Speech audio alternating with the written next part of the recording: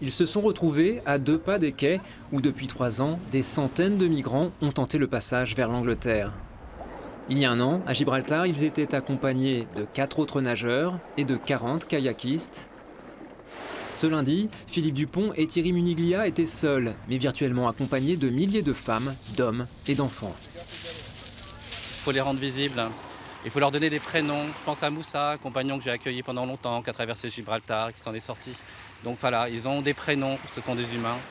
Depuis le début de l'année, 68 000 migrants et réfugiés sont arrivés en Europe par la mer, 2 fois moins qu'entre janvier et août 2017, dans une Europe plus fermée que jamais, mais où le soutien offert par certains citoyens redonne espoir aux nageurs d'Emmaüs. On voit différents types d'actions qui sont menées avec différentes associations et je pense qu'Emmaüs justement porte ce discours et c'est déjà une grosse association et je pense qu'il y a des oreilles pour l'entendre.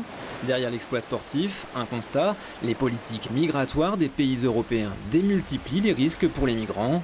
L'abbé Pierre appelait à une insurrection de la bonté, une bonté des consciences que les nageurs souhaitent réveiller. Cet été, j'ai entendu des commentaires qui posaient des questions sur l'Aquarius SOS Méditerranée, qui est une association qui ne fait que sauver des gens de la noyade, des gens qui risquent de mourir noyés dans l'eau, et sur lesquels on jette des soupçons, on fait des théories paranoïaques. Je pense qu'on a atteint un degré de cruauté, d'indignité.